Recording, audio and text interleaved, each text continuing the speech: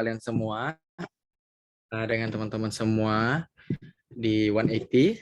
Yang jelas pertemuan kita hari ini dengan bahasan baru ya, dengan mata kuliah baru, yaitu namanya hermeneutik.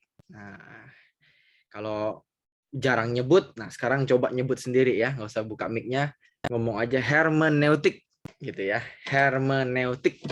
Nah, teman-teman, yang namanya hermeneutik itu uh, mungkin jarang ya kita lakukan sebagai mungkin orang awam gitu kalau kita bisa ngomong lah ya.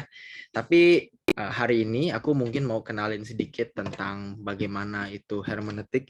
Tentunya teman-teman dengan 5 pertemuan bersama dengan aku, 5 pertemuan itu tidak akan membuat teman-teman begitu dalam dan membahas seluruh kompleksitas dari hermeneutik itu sendiri. Tapi paling nggak teman-teman dapat dasarnya, dan kalau teman-teman belajar lebih lanjut, teman-teman bisa mendalaminya sendiri, gitu ya. Oleh karena itu nanti aku juga akan bagi-bagi buku apa yang akan bisa teman-teman belajari gitu ya. Kalau teman-teman perlu, silahkan cari di toko-toko buku, ada buku-buku rekomendasi yang bisa aku bagiin. Nah, di pertemuan pertama ini aku intro dulu ya. Aku intro ke teman-teman dulu tentang pelajaran ini, apa yang mesti teman-teman ketahui. Nah, learning introduction ya, hari ini kita akan lihat apa yang akan teman-teman pelajari di sini. Nah, goalsnya dari pelajaran ini teman-teman, dari mata kuliah ini nggak semuluk-muluk, pengetahuan dasar ya, punya pengetahuan dasar. Jadi hermeneutik itu adalah mata kuliah teoretis teman-teman. Dia nggak banyak praktik. Kalau di sekolah Alkitab dibedain antara hermeneutik sama mata kuliah tafsir. Kalau hermeneutik itu lebih banyak teori, kalau tafsir itu penerapan dari hermeneutik itu sendiri. Gitu ya. Jadi penerapan prinsip-prinsipnya, penerapan teori-teorinya itu dilakukan di mata kuliah namanya tafsir. Nah, teman-teman punya pengetahuan dasar komprehensif terhadap prinsip hermeneutik ya. Baik itu perjanjian lama maupun perjanjian baru, gitu kan. Terus teman-teman bisa menganalisa teks perjanjian lama gitu, atau teks perjanjian baru ya. Ini harusnya ada PB-nya. Dengan prinsip analisa umum dan khusus. Nah, terus kalau teman-teman misalnya nanti tergerak untuk menulis, silahkan gitu ya. Teman-teman bisa menulis atau mencoba menafsir 1-2 bagian di ayat Alkitab gitu. Untuk nanti teman-teman bisa menerapkan atau latihan gitu ya. Tapi yang jelas mata kuliah ini akan membantu teman-teman untuk bisa menghasilkan. Meskipun tidak secara langsung akan dikasih tugas menulis gitu ya, enggak. Jadi teman-teman nanti suatu hari kalau saya sharing atau pelayanan, semoga nanti bisa ada karya tulis, ada sesuatu yang teman-teman tulis yang menerapkan keterampilan hermeneutik. Gitu ya. Dan yang keempat, teman-teman mampu menerapkan pengetahuan ini. Ya, jadi bukan cuma pengetahuan saja, tapi diterapkan dalam pelayanan gerejawi. Nah, ini strateginya ya, tapi kita nggak ada reading report ya teman-teman ya. Teman-teman nanti akan ada self study, presentasi grup, dan kita nanti ada diskusi juga. Ini nggak usah. Nah, referensinya panjang, nanti juga teman-teman akan aku bagi, aku akan share ininya. Tapi nanti yang satu buku yang mungkin aku minta teman-teman beli ya, mungkin nggak usah semuanya. Kita akan bagi teman-teman jadi mungkin 5 kelompok gitu ya. 5 kelompok untuk presentasi di akhir. Dan teman-teman nanti harus beli satu buku yang menjelaskan tentang 5 hal ini. Ya. Jadi nanti di pertemuan terakhir tanggal 29, kita agendanya presentasi. Teman-teman nanti masing-masing kelompok presentasi 20 menit gitu ya. 20 menit atau 15 menit mengenai masing-masing ini. Bagaimana sih menafsir teks narasi, bagaimana sih menafsir teks hukum, bagaimana sih menafsir teks syair, bagaimana sih menafsir teks nubuat dan apokaliptik, bagaimana sih menafsir teks sastra hikmat gitu ya. Karena dalam hermeneutik itu ketika kita menafsir teks yang narasi kayak cerita misalnya kejadian ya, itu beda dengan kita menafsir teks seperti Wahyu misalnya, yang apokaliptik begitu ya, banyak simbol-simbol gitu kan. Pasti beda dong, lebih banyak gambaran figuratifnya kalau di Wahyu, banyak kiasannya. Nah, beda kalau di Kejadian itu benar-benar kayak cerita gitu ya.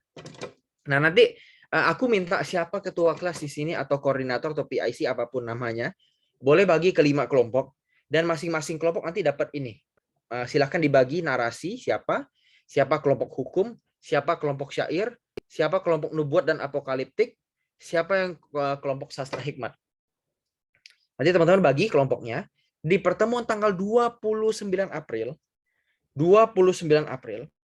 teman-teman harus presentasi sebagai syarat tugas ya.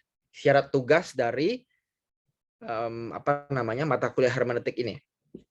Nah, bukunya dari mana? Bisa belajar tentang narasi, hukum, syair, dan sebagainya. Sebenarnya teman-teman nggak terbatas, bukunya tuh bebas apa aja ya. Tapi saya kasih satu referensi buat teman-teman dari sini. Nah, ini bukunya nih. Nah, teman-teman silakan beli di sini Tokopedia, kelihatan ya screen saya ya. Nah, ini bukunya warna kuning terang. Kayak ini ya, kayak UI. Ini kuning terang, judulnya Hermeneutik, menafsirkan firman Tuhan dengan tepat. Tulisan Douglas Stewart dan Gordon Davey, gitu ya. Di dalamnya ada penjelasan tentang gimana sih tafsir narasi, gimana sih tafsir Taurat atau hukum, gimana sih menafsir misalnya sastra apokaliptik, gimana tuh. Nah, dia dijelasin tuh masing-masing.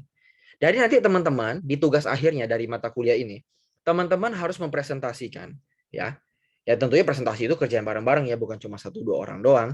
Jadi rame-rame baca gitu kan, satu buku aja di fotokopi mungkin kalau teman-teman nggak sanggup beli. Tapi kalau teman-teman sanggup beli, berhubung harganya nggak mahal-mahal banget, tapi ini sangat worth it buku ini teman-teman, sangat worth it. Apalagi kalau teman-teman pelayanan ke sekolah, teman-teman akan jadi pembicara, beli satu ini kayaknya investasi yang bagus banget deh. Ya gitu ya, investasi bahasa kita ya. Jadi jangan cuma saham doang gitu kan, forex doang, binomo doang yang diinvestasiin, ya kan, yang akhirnya jadi masalah pidana sekarang. Tapi buku ini kalau teman-teman investasiin sangat bagus ya. Ini bahasa Indonesia teman-teman, jangan takut. Bahasa Indonesia, dan ini memberikan garis-garis besar gimana sih cara kita memahami sebuah teks gitu ya. Gimana sih? Jadi kalau semua beli kayaknya nggak terlalu mahal gitu ya. Dan teman-teman kayaknya akan worth it sekali beli buku ini. Gitu ya. Ini investasi yang akan sangat berguna. Tapi kalau teman-teman misalnya nggak sanggup beli, terlalu mahal, ya udah nggak apa-apa, fotokopi aja. Atau ada teman yang mau scanin gitu, ya sebenarnya nggak boleh sih ya, fotokopi maupun scan itu sebenarnya nggak boleh karena itu merugikan penulis. Tapi ya berhubung teman-teman mungkin lagi mengalami kesusahan yang ekstrim gitu kan, ya silahkan lah teman-teman yang atur gitu ya. Tapi kalau saya rekomendasi sebaiknya teman-teman beli. Gitu. Sebaiknya teman-teman beli. Berhubung ini nggak mahal-mahal banget juga, nggak ratusan ribu, cuma 61.000. Kalau di Jakarta makan cuma 2 kali ini, atau bahkan mungkin cuma sekali makan doang bisanya ini ya. Gitu ya teman-teman ya. Jadi tolong dibeli, di searching aja di Tokopedia, Hermeneutik Gordon Davey gitu. Ya. Jadi tanggal 29 teman-teman udah nanti aku minta kelompoknya, entah dari Lisa, entah dari siapa gitu ya. Aku minta daftar kelompoknya dan pembagiannya, siapa aja yang narasi, siapa yang apokaliptik, siapa yang sastra hukum gitu ya. Nanti dibagi ke Koko ya, bagi ke saya. Supaya bisa saya ini apa? Bisa saya simpan, bisa saya cek nanti. Gitu ya. Oke. Untuk perkenalan ini, introduksi, perlukah ada misalnya pertanyaan kah mengenai tugas gitu ya? Tugas akhirnya apa? Jadi cuma satu tugasnya teman-teman ya. Teman-teman baca berkelompok dan bikinlah presentasi satu, nanti tanggal 29 terakhir. Teman-teman 5 kelompok presentasi ya. Maksimal satu kelompok 15 menit, 20 menit aja, nggak usah lama-lama. Gitu. Jadi benar-benar teman-teman yang ngajarin gitu ya. Hasil baca itu terus ajarin ke kita. Gimana sih? Gitu kan? Jadi biar saya mau coba dengar juga gimana nih hasil belajarnya nih. Oke, ada pertanyaan? Nggak ada ya? Semua mengamini tugasnya? Aman, haleluya. Aduh, udah kerja ya, dapat tugas lagi, gimana sih kok keren? Gitu ya. Iya, kenapa Edo? Buka aja mic-nya, bisa nggak? Kalau nggak bisa chat aja. Pusing. Kok pusing? Oh, berarti belajar. Kalau pusing itu berarti belajar, teman-teman. Gitu ya. Ya, Pak Roy. Waduh, ini mahasiswa Maaf kita. kok. Ini tanggal 29 April kayaknya Jumat deh kok. Tunggu. Aku salah tanggal ya? Oh, sorry. Aduh. Maaf. Saya kan ini mundur ya jadwalnya ya. Saya baca 29 29 April saya pikir. Ini yang kelima nih, pertemuan kelima. Berarti harusnya 5 pertemuan dari sekarang. Tanggal berapa tuh? 19 April maksudnya, sorry. 26 April maksudnya. Maaf. 26 April. 26 April 2022. Oke, siap kok. Thank you, Bang Roy. Nanti ketemu lagi nanti di kelas nih hermeneutik ini. Oke, ada lagi teman-teman? Nanti presentasinya 26 April ya teman-teman ya. Sorry, maaf salah sebut. Aku lihat jadwal yang lama.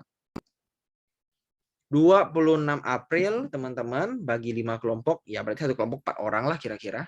Ada yang 4, ada yang 5 di sini kalau 22 gitu ya. Jadi teman-teman presentasiin masing-masing dan boleh tanya jawab gitu ya. Boleh tanya jawab. Gitu. Jadi nanti teman-teman yang misalnya presentasi terbaik nanti dapat apa gitu kan. Nah, siapa yang paling kuat, paling hebat menjawabnya, nah itu gimana gitu kan. Oke, ada pertanyaan?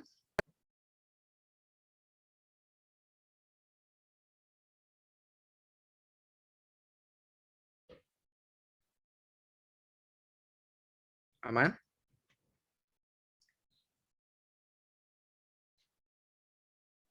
Oke ya. Nah, gini teman-teman. Kan ini ada tugas nih nanti kan ya kan presentasi kan. Supaya lebih seru nih, supaya lebih seru. Nanti grup dengan presentasi terbaik ya, yang paling niat desainnya, yang paling asik kontennya, paling gampang dipahami ya berdasarkan voting, nanti masing-masing dapat voucher 50.000 membernya gitu ya.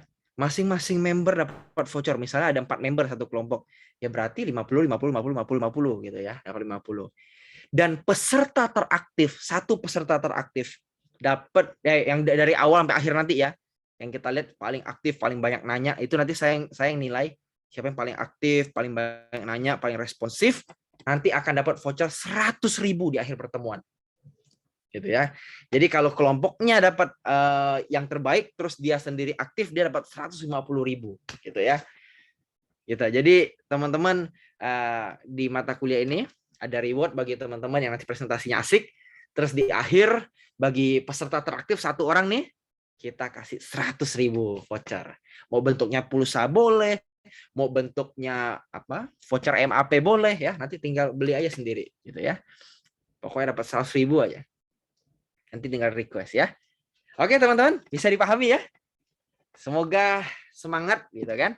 Semoga kita bisa jadi yang terbaik meskipun kita bukan mencari uangnya, tapi teman-teman ini menjadi salah satu reward buat teman-teman ya.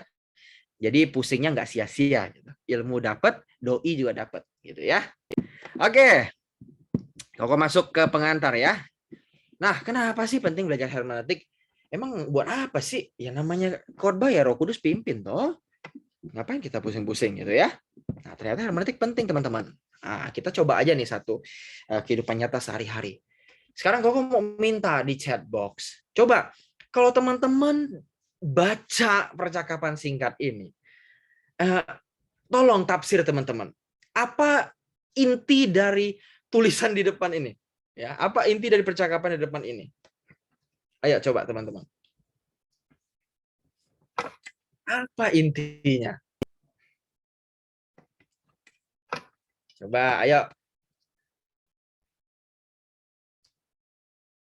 Coba dibaca. Terus ada yang chat, udah kirim chat nih. Siapa? Nggak jelas. Nggak jelas tuh gimana, Lydia? Coba dijelasin dulu. Nggak jelas tuh cowoknya, atau ceweknya, atau dua-duanya. Atau yang nulis ini, bahannya nggak jelas. Ayo. Tolong yang jelas ya, kasih komentar ya. Coba, jadi salah tangkep. Oke. Yuliatri bilang salah tangkap. Ayo yang lain. Kita butuh 5 tanggapan minimal sebelum lanjut lagi. Cewek lebih sulit tafsir dari Alkitab. Waduh, ini sentimen gender ya. Oke. Oke, ada lagi? Si cewek nggak ngerti apa yang dia mau kok. Wah, si cewek nggak ngerti apa yang dia mau. Luar biasa dari jawabannya, memang lebih berpengalaman ya Bang ya. Bisa aja kok. Oke, ada yang lain nggak?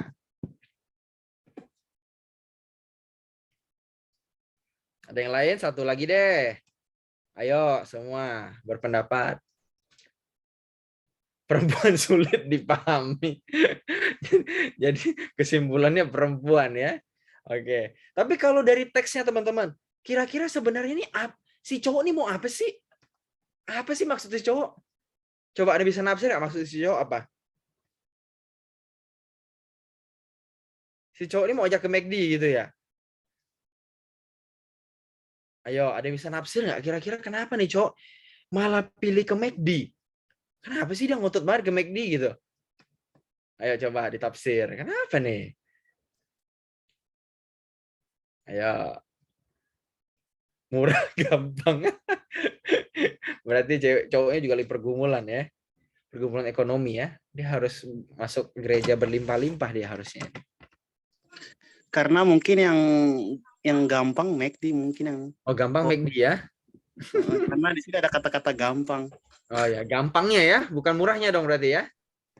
Merubah ya. Atau murah dan gampangnya. Oke. Oke, makasih teman-teman buat tanggapannya yang aktif ya. Makasih banyak. Memang tidak ada jawaban yang pasti, teman-teman. Nggak ada jawaban yang pasti. Karena teks ini adalah sebuah teks yang memang dibiarkan menggantung, gitu ya. Dan memang setiap teks, teman-teman, itu ketika udah tertulis, maka dia bisa ditafsirkan oleh semua orang dengan sudut pandang mereka masing-masing. Ada seorang filsuf yang bilang bahwa ketika sebuah teks tertulis, maka si penulis sudah mati. Itu ekstrim ya dia bilang ya. Kalau teks udah tertulis, si penulis mati.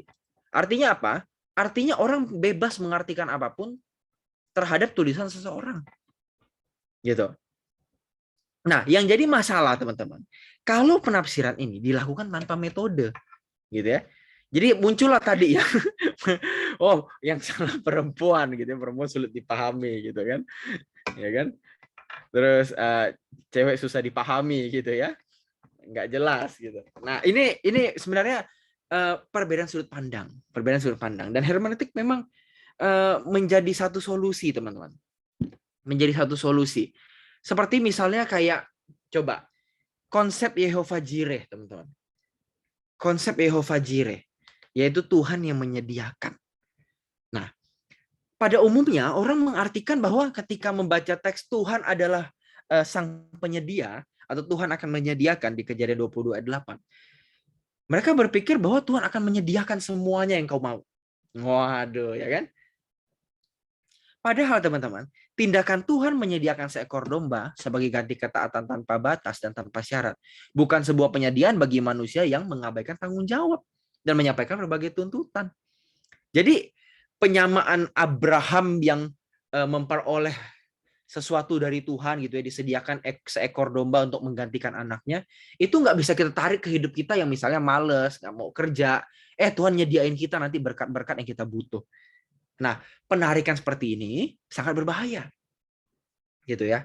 Sama kayak tadi soal McD gitu kan. Waduh, yang salah ceweknya gitu ya. Padahal cowoknya juga nggak jelas juga gitu kan. Atau penafsiran lainnya bisa banyak banget kan. Nah, jadi sebenarnya orang itu bisa menafsirkan sebuah teks dengan semaunya dia. Nah, sebenarnya teman-teman, di satu sisi jujur, tidak ada satupun penafsiran absolut, mutlak dan tunggal yang bisa kita terima sebagai kebenaran mutlak 100%. Karena pengetahuan kita, Alkitab katakan, itu terbatas memang. Jadi ketika kita mencoba untuk menafsirkan firman Tuhan, kita nggak bisa bilang bahwa tafsiran kita ini yang paling tepat. Tafsiran kita yang paling benar. Udah yang lain nggak mungkin benar, gua dong yang benar. Nah ini sebuah sikap arogansi sebenarnya. Dan memang kita harus akui di satu sisi, tidak ada kebenaran mutlak, atau tidak boleh ada penafsiran absolut dan tunggal yang kita klaim sebagai sebuah kebenaran yang tidak boleh dipertanyakan lagi. Sebenarnya nggak boleh begitu. Sebagai sebuah ilmu dan sebagai sebuah firman Tuhan yang terus berkembang, Alkitab itu dinamis. Bisa ditafsirkan dari masa ke masa. Gitu ya. Meskipun esensinya sama, tapi pemaknaannya bagi orang-orang bisa beda-beda. Nah, oleh karena itu teman-teman, meskipun di satu sisi dia nggak mutlak, artinya nggak ada satupun pembacaan yang paling benar sendiri gitu ya. Meskipun di satu sisi dia nggak ada yang paling benar sendiri. Tapi yang namanya pembacaan, yang namanya pemaknaan, penafsiran, itu selalu harus dipimpin sama metode. Sama tools yang baik. Metode yang baik. Jadi nggak cuma sekedar, ya gue rasa teksnya begini, bagi gue begini, gue maunya begini. Nah, ini bahaya. Ini sangat berbahaya, teman-teman. Gitu ya. Memang tidak ada satupun yang bisa mengklaim bahwa tafsirannya adalah tafsiran paling benar. Tafsiran yang final, mutlak, tunggal, tidak ada. Karena semua tafsiran bisa dikontestasi atau dipertanyakan ulang.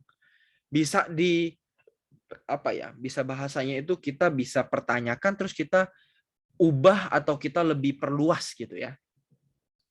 Sama kayak Yehovah Jireh ini kan. Bukan berarti juga tafsiran yang saya tulis di sini paling benar. Bisa mungkin ada tafsiran yang lebih lengkap lagi dari tafsiran saya. Gitu kan? Nah, tapi contoh ini menunjukkan bahwa gini teman-teman. Kita perlu metode. Kita perlu cara untuk menafsir sebuah teks Alkitab.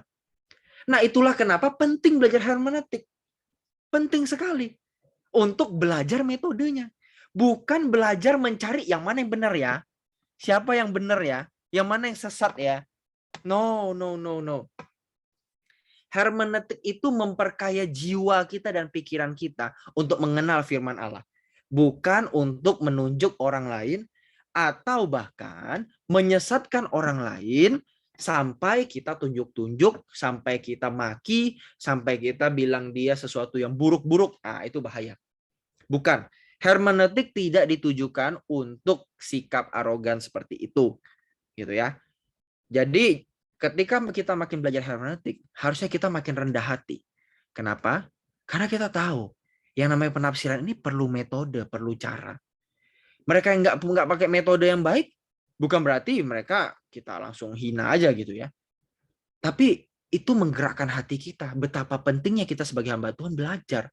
Jangan sampai kita dengan semau hati menafsirkan sebuah teks demi kepentingan kita. Nah, ini perlu kita pelajari bersama. Gitu ya. Jadi hermeneutik menyediakan metode. Jadi saya tidak akan di sini nggak akan menyediakan yang mana yang benar, mana yang salah. Nanti seakan-akan saya kasih satu tafsiran yang umumnya begini nih, yang benar. Wah, ini salah tuh begini. Enggak. Saya akan memberikan sebuah metode, sebuah cara untuk menafsir.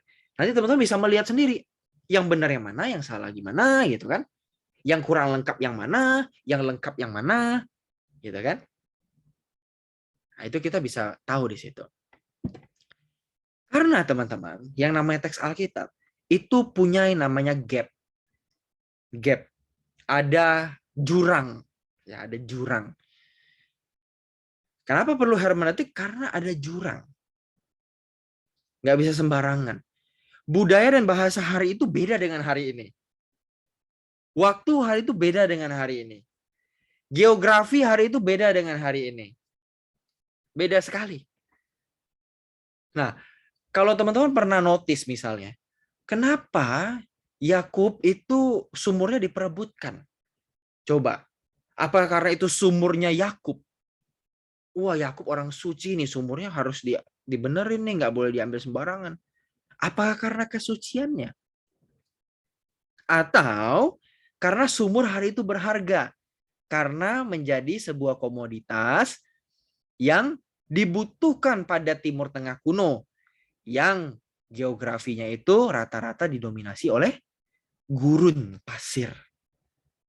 Nah, ayo, yang mana? Pasti yang kedua, ya kan? Kenapa diperebutin sumur Yakub? Ya selain karena itu sumurnya orang atau keturunan Yakub, sumur itu hari itu punya unsur ekonomi yang sangat tinggi. Gitu ya. Nggak ada sumur berarti ya kematian, nggak ada air berarti. Nah, untuk memahami ini kan kita perlu lihat geografinya. Ya kan? Belum lagi kalau kita bicara soal misalnya kenapa Tuhan mau membunuh Musa di tengah jalan. Waktu dia lupa sunatin anaknya. Ayo coba. Apa itu? Kenapa Musa mau dibunuh sama Tuhan? Padahal sebelumnya Musa sama Tuhan itu udah kayak sohib kan? Udah kayak sohib banget. Kenapa Tuhan mau bunuh Musa hanya karena sunat? Ya kan? Nah ini menarik teman-teman. Ada budaya yang bisa kita pelajari bersama. Nah inilah hermeneutik. Teman-teman diperlengkapi dengan cara-cara, metode-metode. Gimana sih untuk menjembatani gap ini? Menjembatani jurang bahasa, jurang budaya, jurang waktu, jurang geografi, gitu ya. Gimana sih cara kita melihat, misalnya, kenapa sih tadi sumur Yakub diperebutin? Nah, kalau kita udah belajar hermeneutik, kita akan balik berpikir begini. Hari itu geografinya gimana ya? Nah, lihat. Cara berpikir kita udah mulai beda tuh. Kita bukan menduga-duga lagi. Tapi kita udah punya cara yang lebih jelas. Oh, pasti ada faktor geografis. Oh, pasti ada faktor budaya. Karena apa? Kita udah dapat nih teorinya. Oh, kalau mau nafsir Alkitab, kita mesti lihat nih geografinya hari itu, budayanya hari itu, konteksnya hari itu. Bukan lagi dengan begini, ketika kita pelayanan misalnya ya, ada anak sekolah nanya, kok gini-gini sih Kak Alkitab? Kita nggak cuma menjawab, ya menurut kakak mungkin ya, mungkin. Nah gitu, itu kan jawaban spekulasi ya. Jawaban spekulasi, kira-kira gitu. Nah, kalau teman-teman udah belajar hermeneutik dan bisa menerapkannya, teman-teman bisa menduga paling tidak misalnya, kenapa sumur Yakub diperebutkan misalnya. Oh, itu karena gini, kemungkinan besar hari itu kan kering. Dan faktor geografi itu menjadikan air itu hal yang berharga. Nah, makanya mereka ribut sumur Yakub. Nah, kita kan jawaban kita lebih ada landasan ya. Ketimbang menurut gua kayaknya tapi nggak ada dasar gitu kan. Nah, jadi hermeneutik ini memberikan kita teori, memberikan kita memberikan kita cara tafsir gitu. Memang tidak memberikan kita hasil tafsir, enggak ya. Teman-teman tetap harus belajar sendiri gimana menghasilkan sebuah tafsiran. Tapi di mata kuliah ini teman-teman dikasih metodenya, dikasih caranya, dikasih alatnya. Gitu ya.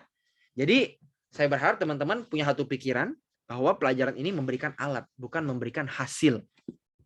Gitu ya. Kita tidak mencari hasil karena mata kuliah ini memang tidak bisa memberikan hasil gitu. Ya, ini memberikan jembatan bagi kita untuk memahami teks. Gitu ya, teman-teman ya. Supaya apa? Dengan kita menjembatani teks masa kini tersebut, teman-teman, dengan kita menjembatani budaya, waktu, geografi ini, kita bisa menemukan makna teks pada hari ini. Jadi tujuannya memang supaya kita bisa mendapat makna teks pada hari ini. Apa sih aplikasinya buat kita? Gitu ya. Apa sih? Itu. Nah, ini yang kita bisa pelajari. Makanya hermeneutik itu jadi jawaban. Kalau teman-teman tanya, kenapa sih perlu belajar hermeneutik? Ya karena dengan hermeneutik kita bisa dapat jawaban. Ya kan? Hermeneuo, to interpret, to explain, to translate. Gitu ya. Lukas 24 ayat 27. Nah, hermeneutik itu serangkaian metode dan prinsip untuk memahami makna dari suatu berita atau informasi yang disampaikan, serta mengaplikasikannya dalam kehidupan masa kini. Gitu. Jadi dengan hermeneutik kita mendapatkan serangkaian metode dan prinsip untuk memahami. Ya teman-teman ya. Ini aku tegasin lagi sekali lagi, mata kuliah ini memberikan metode, prinsip, bukan memberikan hasil. Gitu. Jadi teman-teman dapat toolnya, dapat metodenya, nanti bisa terapin sendiri. Gitu ya. Dan yang terakhir di slide ini. Hermeneutik itu bukan cuma sebuah aktivitas saintifik. Dia memang aktivitas saintifik. Artinya ada metode, ada caranya. Ada landasannya, ada argumennya. Kalau kita bilang tafsir sebuah ayat itu artinya ini, mesti ada landasannya. Karena dia sains. Ilmu tafsir itu adalah sebuah sains. Sebuah ilmu pengetahuan. Nggak boleh sembarangan misalnya, oh tafsir ini, ya menurut gue begini. Ya pokoknya begini. Ini gue maunya begini, ya. Jangan diubah-ubah ya. Nah, nggak bisa. Karena dia sains, dia punya cara, dia punya metode. Gitu ya. Tapi meskipun dia sains, dia tidak kaku. Dia itu sebuah seni juga. Artinya kita bisa menggabungkan 2-3 bagian gitu kan.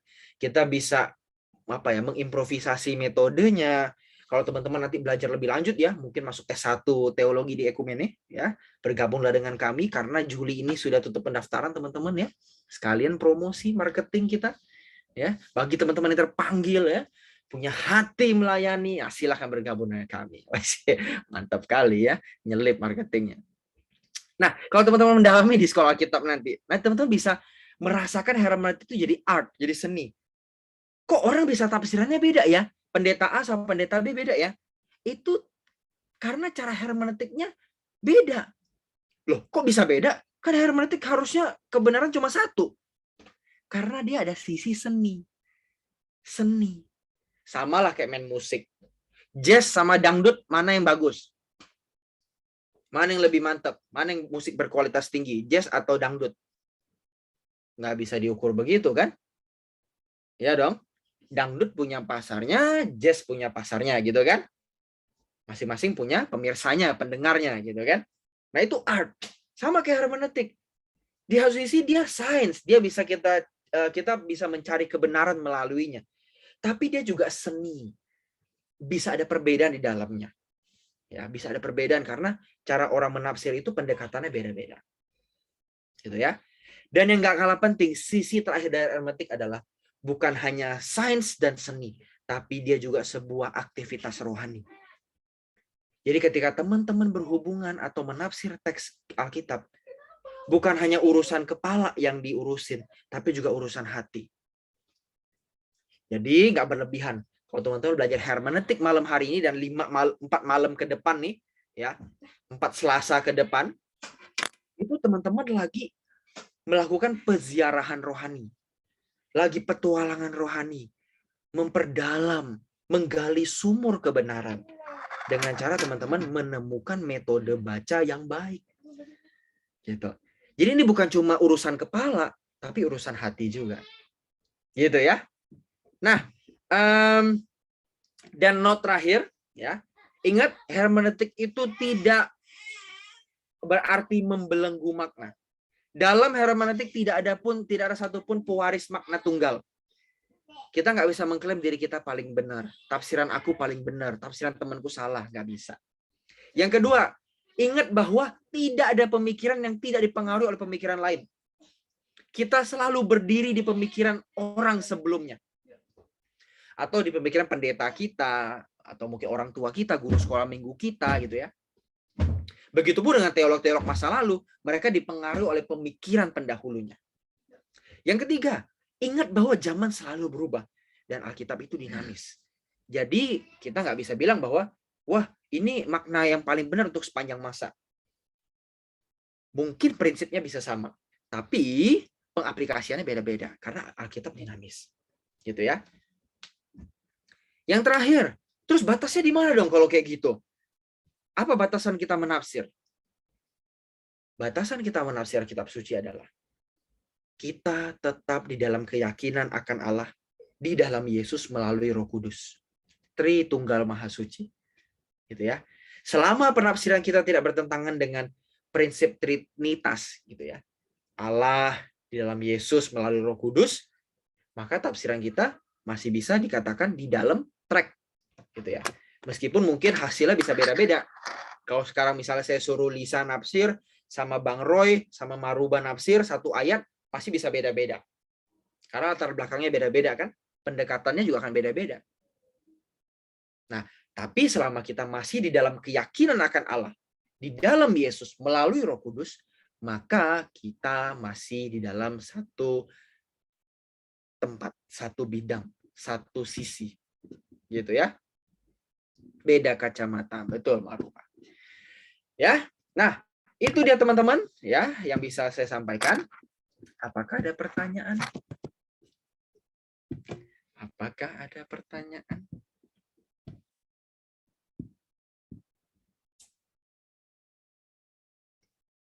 Nggak ada?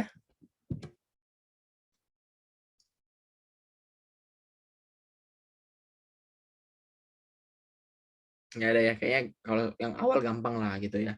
Oke, kok noted gitu ya. Cuma teori ini, ya kan? Ya, kalau di kursus begini enak, seru, karena nggak ada tugasnya. Kalau di kelas saya, waduh, tugas banyak. Nggak apa-apa lah ya, nggak perlu tugas lah. Kita yang penting belajar aja, ya kan? Penting belajar aja kita. Bahasa Ibrani, bukan nyanyi bahasa Yunani, bahasa Ibrani. Saya ngaku Ibrani. Oke teman-teman, kalau nggak ada, saya izin lanjut ya. Jadi saya habis ini jam 8 lewat, ya 8.30 lah. Saya ada wawancara, saya ada penelitian. Saya ada riset sama kelompok LGBT. Jadi saya mesti wawancara mereka. Nah, karena saya mesti wawancara, jadi saya mungkin cepetin aja gitu ya. Paling yang sesi kedua ini 15-20 menit gitu. Jadi biar saya habis ini bisa langsung gitu. Karena saya mau lanjut penelitian lagi. Boleh ya ini ya? Boleh ya, aman ya? Teman-teman masih ada sukacita ya? Masih ada sukacita ya? Amin ya, haleluya. Ya, takutnya udah nggak ada sukacita lagi kan? Mesti ditanyain dulu. Ya, ciri khas pendeta Pentakosta gitu. Oke teman-teman, nih lanjut ya, ini sesi 2-nya ya. Nah, peran penafsir Roh Kudus dan referensi tafsir. Waduh, ngeri kali nih, apa nih maksudnya?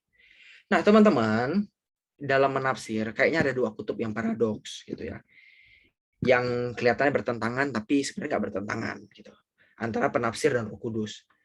Kalau ada Roh Kudus, kenapa masih perlu penafsiran ilmiah? Ya kan?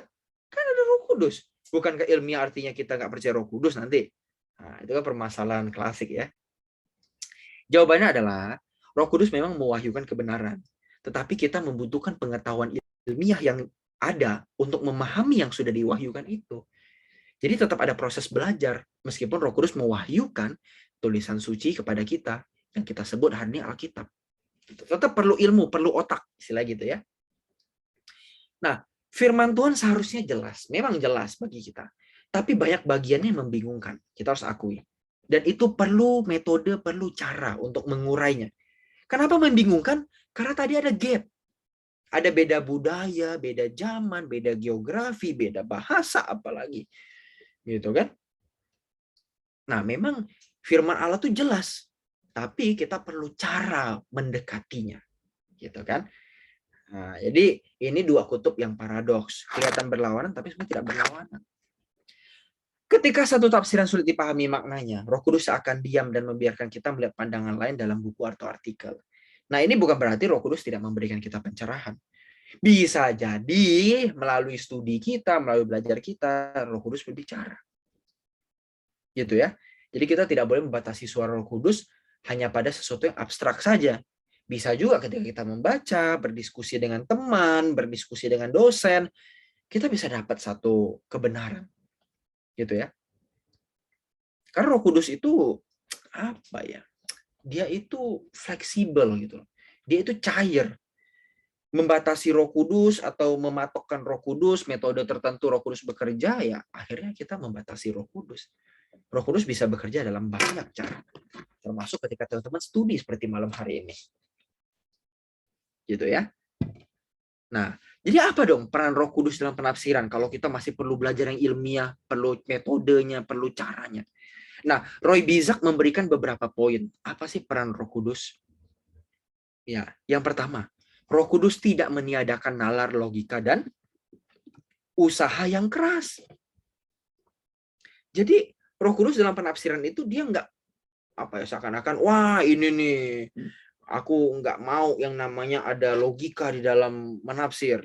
Enggak, Roh Kudus nggak meniadakannya. Dan yang kedua, Roh Kudus tidak memberikan wahyu yang baru. Ya, nggak memberikan wahyu yang baru yang setara dengan Alkitab. Ya udah Alkitab aja, gitu kan? Ia tidak menjamin hasil tafsir kita bebas dari kesalahan.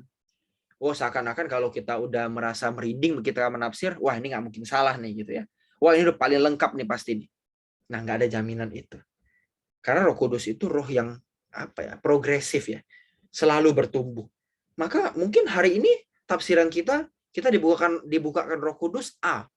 Tapi ternyata setelah kita 5 tahun belajar, kita punya pengalaman baru dalam Tuhan, ternyata tafsiran kita bukan lagi A, tapi A, B, C. Nah, gitu misalnya ya. Ia tidak memberi gagasan baru yang tidak dimiliki orang lain. Nah, maksudnya Roh Kudus juga nggak memberikan, wah ada satu orang, misalnya siapa gitu ya, atau kita, atau orang lain, yang kesannya itu cuma dia yang dapat ilham ini, orang lain nggak punya. Pasti ada di tempat lain yang orang diberikan pemikiran yang sama, itu pasti. Karena Roh Kudus pasti menghindari yang namanya, kalau saya pahami ya, Roh Kudus itu menghindari yang namanya kultus individu. Roh Kudus tidak akan melanggengkan yang namanya kultus individu. Hanya Allah Bapa dan Tuhan Yesus lah yang patut dikultuskan. Nah, kalau manusia pasti enggak. Jadi makanya Roh Kudus tidak akan memberikan privilege khusus hanya satu orang doang yang bisa menemukan kebenaran. Enggak. Alkitab bilang semua kita imamat yang rajani. Artinya kita semua bisa mengakses gagasan yang sama. Gitu ya. Nah, orang non-Kristen dapat menemukan hasil tafsir yang baik melalui hermeneutik, tapi memang tidak dapat menerapkan dengan sempurna tanpa campur tangan Roh Kudus. Oleh karena itu Roh Kudus tuh bukan cuma perannya memberikan kita pencerahan di pikiran, tapi juga bagaimana menuntun kita melakukan kebenaran itu. Gitu ya. Umumnya Roh Kudus tidak selalu memberikan pemikiran mendadak. Enggak. Roh Kudus enggak kayak tiba-tiba wah random gitu ya. Cuing cuing gitu. Aku mau khotbah anak sekolah nih, ada Natal nih. Persiapannya Hamin 30 menit aja dah. Roh Kudus bimbing pasti gitu ya misalnya ya. Jepret gitu kan. Waduh, langsung nyala otaknya. Nggak ada belajar, nggak ada baca ayatnya. Tiba-tiba kita langsung dapet gitu ya. Tiba-tiba kita langsung cerah pikirannya. Nggak begitu ya. Roh Kudus juga memberikan kita tanggung jawab untuk belajar, untuk memahami firman Tuhan secara baik. Iluminasi Roh Kudus sifatnya progresif tadi ya, bertahap dia. Sesuai ketekunan kita menggali, bukan bersifat supranatural dan komprehensif tanpa proses yang jelas. Tuhan itu Tuhan yang berproses. Ya, tekad hidup saleh adalah hal terpenting harus dimiliki penafsir Kristen. Jadi jangan teman-teman bisa menafsir tapi nggak dihidupin. Itu nggak walk the talk, gitu ya.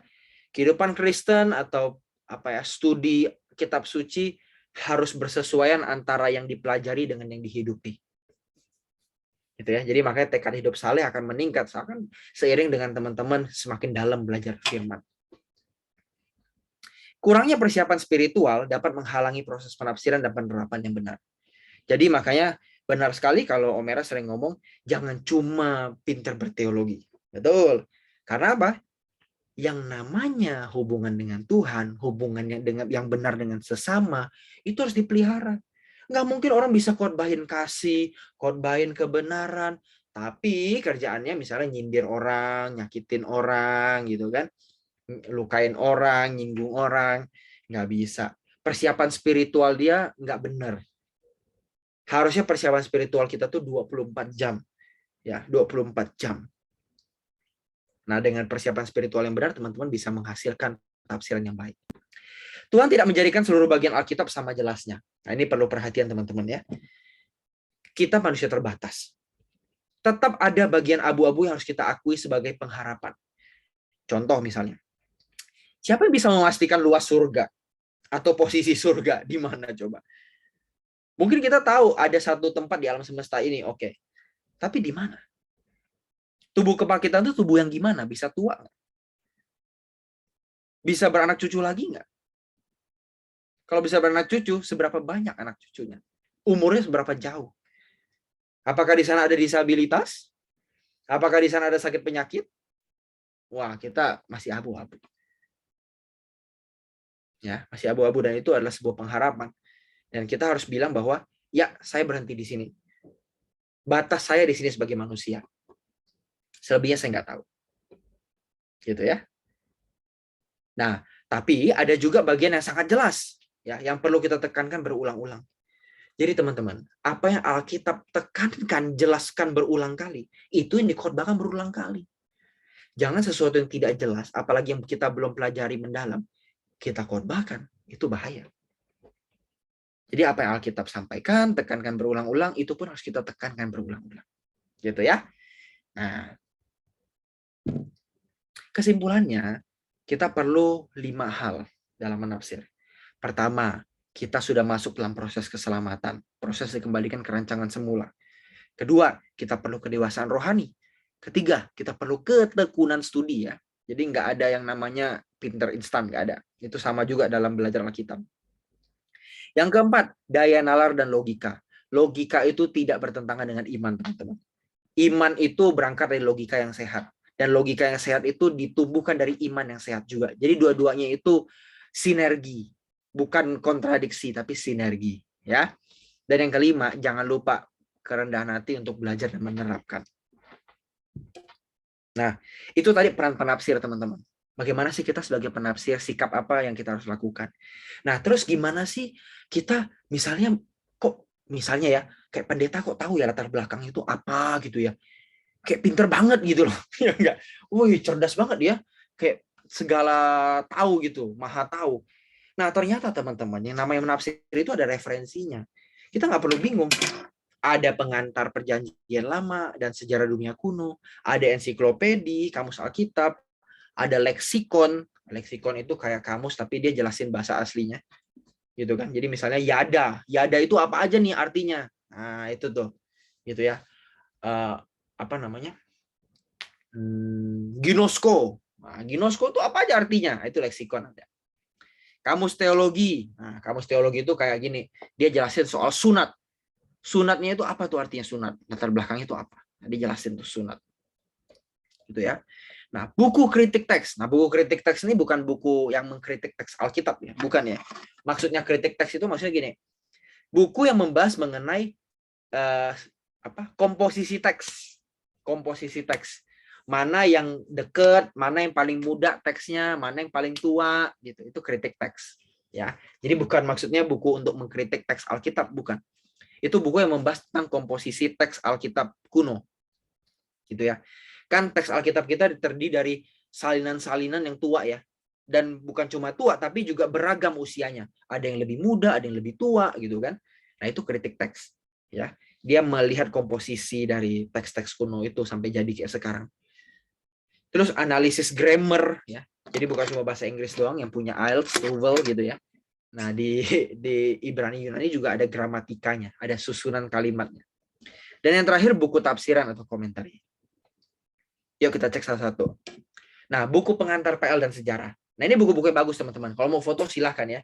Ini ada di internet banyak udah beredar kok. Bisa ada bajakannya sih. Ya again ya, bajakan nggak aku rekomendasikan. Cuma kadang-kadang kalau buku yang kayak begini mahal banget gitu ya. Kita budak-budak korporat ini kan ya gajian sebulan cukup sebulan gitu ya. Beli buku yang kayak begini harganya $300, $200 gitu kan. Ya kadang-kadang kita menenangkan hati kita dengan bilang ya udahlah ini produk kapitalisme global ya udah terpaksa deh gitu. Gitu ya. Ya udah aku pakai bajakan deh karena kapitalisme global sudah merambah ke dunia pendidikan gitu ya. Bayangin satu buku $200, $300, buset dah. Yang beli mah orang-orang sultan doang. Kalau orang Indonesia yang masih makan sehari cukup sehari, nggak bisa beli buku ginian. Tapi ya mau nggak mau lah kadang-kadang ya kita kompromi lah ya, gitu kan. Nah jadi ini buku-buku yang bagus banget teman-teman buat introduction dan sejarah. Ini jelasin tentang sejarah perjanjian lama. Jadi kalau teman-teman bisa searching di internet ya, masuk ke situs yang namanya ini nih. Ini situs ini teman-teman bisa download semua buku ini gratis ya, searching aja namanya pakai keywordnya nama-nama ini, judul-judul ini ya, aku udah kirim di chat. Nah ensiklopedi, nah ini teman-teman udah tahu lah pasti ya, ini ada di Android nih yang sebelah kanan nih. Teman-teman misalnya tulisin baptis, nah baptis tuh jelasin tuh wah apa sejarahnya, latar belakangnya apa gitu ya. Nah teman-teman bisa dapat informasi tentang 1-2 kata gitu ya, atau 1-2 nama. Ensiklopedi itu gunanya itu untuk melihat nama, arti nama gitu kan, arti satu istilah teologi, misalnya sunat, misalnya anugerah, perjanjian, apa tuh maksudnya. Ini bisa cek di ensiklopedi gitu ya. Nah, leksikon bahasa asli. Nah, ini teman-teman bisa cari juga di internet, juga banyak di website yang aku kirim di chat. Nah, ini buat lihat nih, misalnya yada tuh artinya apa sih gitu kan. Ginosko apa artinya sih? Nah, kalau ini Hebrew semua nih. Yang Greek, teman-teman tinggal ganti aja kata kuncinya. Greek lexicon, gitu ya. Ini kan Hebrew lexicon. Nah, kalau Greek cari aja Greek lexicon, gitu ya. Nah, ini kamus teologi. Nah, ini kamusnya, ini bagus juga. Misalnya teman-teman mau nyari konsep sunat dalam PL, ya, konsep sunat dalam PB. Wah, dijelasin tuh PL gimana, PB gimana, ya kan?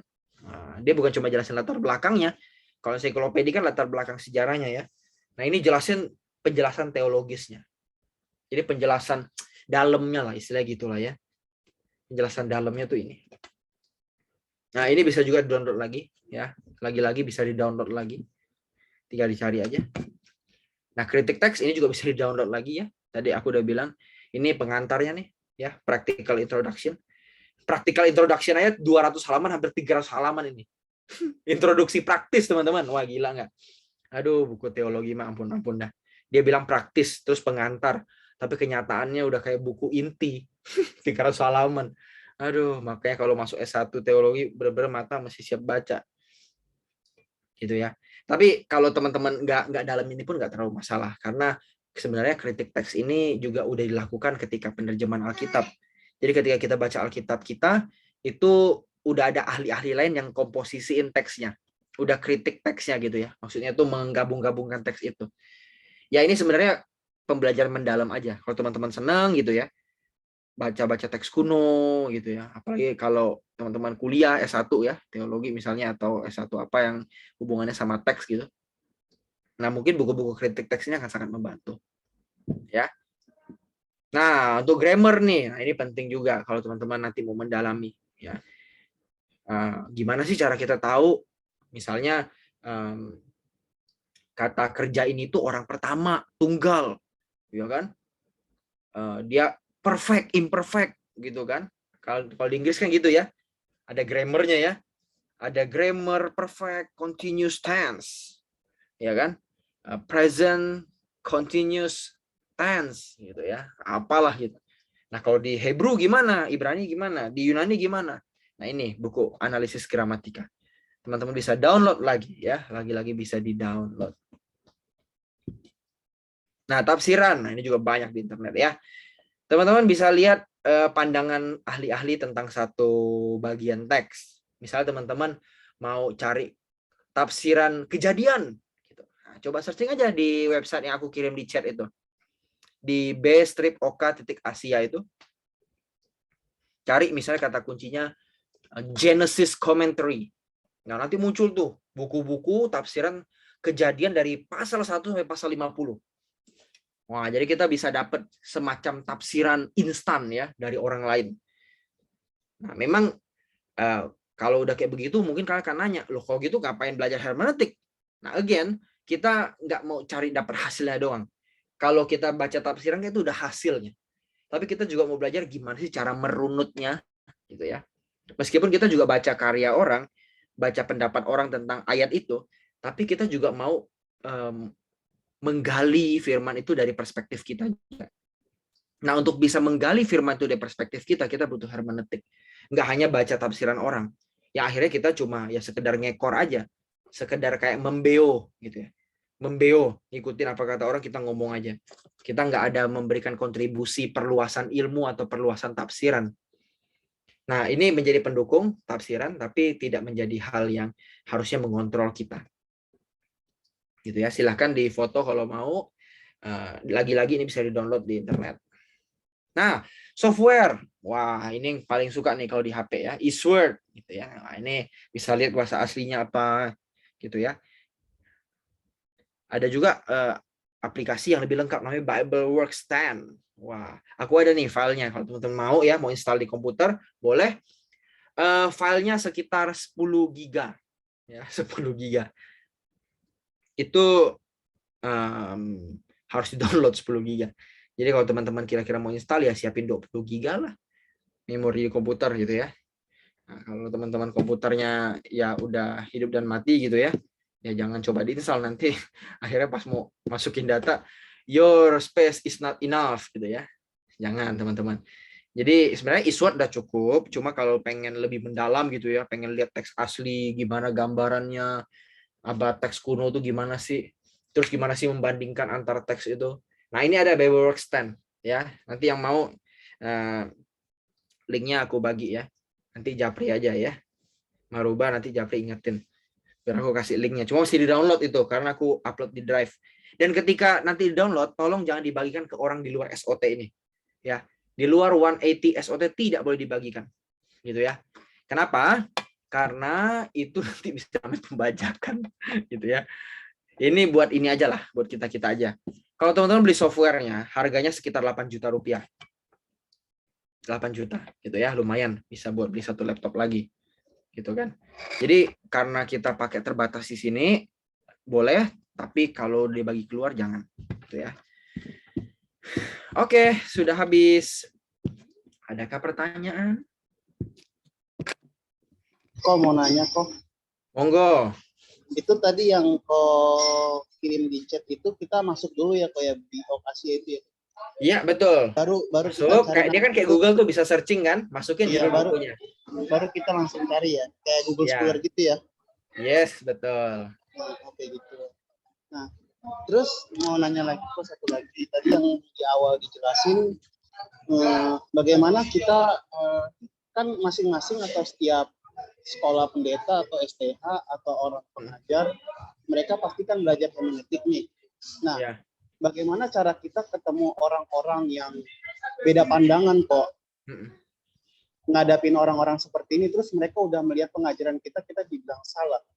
Padahal kita sesuai apa yang udah kita pelajari gitu loh, dari orang-orang yang tertentu, bahkan dosen, bahkan doktor, dan segala macam. Bagaimana cara mengatasinya orang-orang seperti itu? Oke. Cara menghadapinya adalah coba dengar argumentasi dia apa. Kalau argumentasi dia bisa diterima gitu ya, oke, cukup beralasan. Ya kita terima aja, kita setuju untuk tidak setuju gitu. Ya udah, kamu begitu, oke, argumentasimu bagus kok. Cuma aku punya argumentasi lain, argumentasiku A, B, C, D gitu ya. Nah, kalau dia bilang, oh enggak itu salah, kamu mesti lepasin. Nah, tinggal bilang ke dia aja, begini, kalau kayak gitu, berarti kamu Tuhan dong gitu ya, yang paling benar kamu dong. Gitu kan. Iya kok, karena sering sekali kayak aku gini ya, sering ketemu orang-orang yang seperti itu kok. Gitu. Betul. Bahkan sampai kita apa yang udah kita ajari itu menurut dia itu nggak benar. Nah, jadi menurut apa yang diajarin itu benar. Jadi bingung kita kan, apakah dia udah ketemu langsung gitu ya kan? Apa yang diajarin benar, padahal kita sama-sama belajar melalui Alkitab. Tapi satu sisi gini, dia berhak untuk menolak apa yang kita bagikan. Sama seperti kita punya hak untuk menolak apa yang dia bilang benar atau salah. Gitu. Jadi sebenarnya kalau mau ngomong hermeneutik atau diskusi teologi yang benar-benar ini ya, apa kayak diskusi brainstorming ya. Kalau orang yang benar-benar ilmunya tinggi nih, dia nggak akan maksain. Dia nggak akan bilang, lu mesti bertobat, lu salah, lu pikir begitu, dosa, sesat lu. Nah itu, kecuali gini ya, kecuali memang tafsirannya misalnya menyakiti sesama. Misalnya ngomong gini, oh boleh kok perkosa orang, misalnya gitu ya. Misalnya begitu ya. Daud aja perkosa Batsyeba, ya masih boleh lah kita siapa sih? Nah itu ya jelas-jelas salah gitu, karena melanggar moral gitu kan. Tapi kalau misalnya masalahnya cuma Tritunggal gitu ya, masalahnya cuma masalah yang klasik yang ribuan tahun memang nggak pernah selesai gitu kan, ya udahlah gitu. Ya, kalau dia tinggi ilmunya sebenarnya dia akan bilang, ya udah kita akan sepakat untuk tidak sepakat gitu. Nah biasanya yang kayak maksa-maksain gitu ilmunya belum istilahnya kalau dunia kebatinan itu belum sabuk hitam dia. Kalau orang udah sabuk hitam dia tahu, wah ini memang kemajemukan berpikir begitu. Kita nggak bisa paksain orang satu pemikiran dengan kita. Begitu juga dengan dia maksain kita satu pemikiran dengan dia, nggak bisa. Kita nggak bisa maksain dia satu pemikiran dengan kita, dia nggak bisa maksain kita sepemikiran sama dia. Gitu. Jadi kalau memang udah nggak ketemu nih Maruba, ya udah kita setuju untuk nggak setuju. Nggak apa-apa, kita tetap saudara. Teologi memisahkan tapi kasih menyatukan gitu kita. Amin. Amin. Berarti kita diam aja gitu ya, kayak tanpa berargumentasi lagi dengan mereka. Ya udah, betul. Kita sampaikan argumentasi kita, kalau udah nggak bisa ya udah kita diam. Oke. Kita berarti nggak setuju di sini ya titiknya ya. Ya udah oke, sip. Terkadang kok gini ya kok ya. saya dari lanjut bertanya dengan pertanyaan itu. Nah, terkadang yang hasil dari lapangan tersebut yang kita lihat, bahkan yang saya lihat, kebanyakan orang yang seperti itu kita malah dijauhin kok. Nah, dijauhin dalam arti beda pandangan gitu loh. Oh, oke. Nah, sebenarnya kan apa yang udah diajarkan oleh kebenaran kan pasti ya tentang kasih dong. Nah, Iya, jadi betul. terkadang ketika kita udah beda pandangan dengan mereka, dengan orang-orang ini gitu loh. Terkadang kita merasa di diri kita tuh dijauhin gitu loh. Iya, betul. Dijauhin dalam arti ya lu tuh udah kayak begini, lu masa begini pengajaran lu, sedangkan pengajaran gue tuh begini gitu. Yes. Jadi seakan-akan kalau kita mau berteman atau mau ngobrol lagi, jadi seakan-akan kita harus kembali kepada dia dong. Nah, itu bagaimana kok kita ujung-ujungnya kita malah dipisah atau dijauhkan gitu loh. Padahal kita orang Kristen. Iya. Itulah bukti dari keberhasilan dia berteologi, tapi kegagalan dia bertuhan. Kalau aku ngomongnya gitu simpel. Dia berhasil berteologi tapi gagal bertuhan. Nah, seharusnya ya, orang makin bertuhan, makin berteologi ya, beda ya udah, itu nggak mengubah nilaimu sebagai sahabat, sebagai saudara seiman, nggak mengubah. Yang penting kau tetap di jalan Tuhan, nggak menyakiti sesama, mengasihi Tuhan Allah dengan segenap hati, kau saudaraku. Gitu. Nah, itu mungkin jadi pelajaran Maruba buat kita. Ketika kamu melihat kayak begitu, mungkin kamu nggak bisa mengubah mereka. Tapi kita bisa mengubah diri kita ke depan jangan sampai begitu. Kalau ada beda pandangan sama orang 1-2 hal gitu ya, ya udah, tetap dia manusia. Tetap dia manusia, dia saudara. Katakanlah, maaf ya, misalnya dia murtad dari Kristen pindah agama lain. Dia pun tetap manusia kan? Beda doktrin agama sekalipun tetap kita kasihi. Apalagi yang masih dalam Kristen, ya kan, masih mengakui ketuhanan Yesus, masih mengakui Trinitas, ya udah. Wah, kita nggak boleh mengeksklud dia ya, membuang dia. Itu bukti kegagalan kita bertuhan. Bukti kegagalan kita bertuhan. Nah, mungkin itu jadi pelajaran buat kita, Marubah. Kalau orang itu kita nggak bisa ubah kan, tapi paling nggak kita bisa menjaga diri kita jangan sampai kayak dia di masa mendatang. Gitu ya. Oke, makasih banyak kok. Ya, sama-sama. Ada lagi? Bang Roy, monggo Bang. Oke, kok. Bertanya. Tadi kan ada kekuatan berpikir, ada tuntunan Roh Kudus ya, berarti. Betul. Nah, kalau dalam bentuk presentasi boleh dipresentasikan gitu, seberapa persen kekuatan berpikir itu mewarnai kita dalam menganalisa tadi ya, menganalisa konteks atau apa. Terus seberapa persentase tuntunan Roh Kudus membantu kita untuk menerjemahkan itu, atau harus beriring? Kalau beriringan kan jadi malah dibilang lu nggak akademisi gitu. Itu garisnya di mana kok? Thank you kok. Oke. Persentasenya sebenarnya sulit ya. Tapi kalau mau disuruh persentase mungkin 50-50 ya. Artinya seimbang. Balance, ada balance-nya. Di mana kita berlogika dengan penuh, tapi kita juga benar-benar membuka diri kita untuk tuntunan Roh Kudus gitu ya. Memang masalahnya itu kadang-kadang orang ngomong nggak akademik. Sebenarnya dimaksud akademik itu apa sih? Apakah bahasanya gitu ya? Apakah bagaimana cara kita mengkhotbahkannya? Yang dinamakan akademik kan sebenarnya argumentasinya. Katakanlah ada orang ngeroh gitu ya, tapi argumentasi dia baik, bisa diterima oleh logika, gitu kan? Dan itu nggak bertentangan dengan prinsip-prinsip moral umum, gitu. Prinsip-prinsip ya yang kita terima bersama lah, tidak melukai orang lain, mengasihi Allah, gitu kan? Kalau nggak bertentangan, kenapa enggak gitu loh? Kadang-kadang kita terlalu sibuk dengan bahasa, kalau kaku gitu, bahasanya kaku, terus pakai kutip buku ini, kutip buku itu, ini kayaknya akademis gitu. Sebenarnya muatannya yang kita lihat, argumentasinya. Bagaimana dia menyusun rangkaian pemikiran untuk meyakinkan bahwa apa yang dia sampaikan ini memang dari hasil pembelajaran dia dan tuntunan Roh Kudus dalam pemikiran dia itu. Jadi kalau dibilang akademiknya di mana, akademiknya itu di bagaimana dia menyajikannya dengan baik, ya logis, dan juga mengubah, mentransformasi orang. Karena pendidikan itu tujuannya kan mengubah ya, akademisi itu mengubah harusnya. Nah, jadi bagaimana kita mengenali keseimbangan itu? Kita melihat pertama dari metodenya, ya. Kalau kita Misalnya katakanlah ya, mengeroh tanpa belajar, ya pasti metode acak-acakan. Baca terus sekedar, wah kayaknya Tuhan berbicara. Nah itu biasa jadi jalan pintas gitu ya. Jadi kamuflase, Tuhan sudah berbicara. Padahal dia nggak belajar hermeneutik gitu ya. Nah, tapi kalau orang belajar, ada metode yang disampaikan, dan luaran yang dia sampaikan, argumentasi yang dia sampaikan, bisa dipahami oleh nalar, bisa diterima oleh nalar. Dan tentunya bisa dihidupi menjadi satu kebenaran. Bisa diaplikasikan. Dan itu mengubah hidup dia. Mengubah hidup orang lain juga.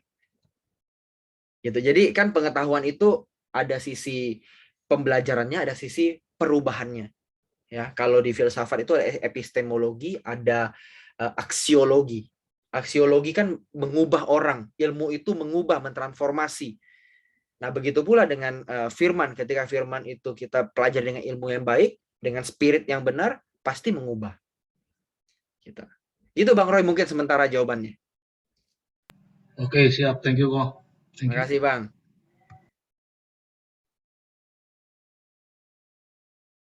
Oke, aman ya? Thank you banyak teman-teman buat hari ini. Kalau udah nggak ada lagi, kita ketemu minggu depan dengan pelajaran analisis konteks. Nah, kita menukik nih. Jadi kan tadi belajar soal introduksinya ya, umumnya kayak apa namanya? Brief ya. Pemaparan singkat tentang apa sih hermeneutik, kenapa sih penting. Nanti kita mulai masuk ke gimana sih cara melihat konteks. Gitu ya. Konteks itu maksudnya apa? Bagaimana saja ngeliat konteks. Itu minggu depan kita bahas di pukul 7. Iya, materi nanti dibagiin ya. Nanti dibagiin. Oke, ada Clara. Ada apa Clara? Oh, mau linknya. Link apa itu ya? Yang tadi. Yang tadi itu yang mana? Oh, iya Google Drive. Ya. Google Drive. Iya, iya betul. Nih. Oh, nanti saya WA aja ya. Langsung copy dari sini aja kali ini. Nih. Oh, mau diketik ya? Di save ke catatan ya. Teman-teman jangan disebarin lagi ya. Ini sudah cukuplah dosanya, berhenti di sini aja ya.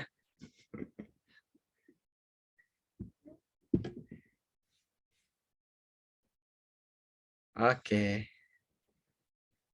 teman-teman. Nanti ininya apa?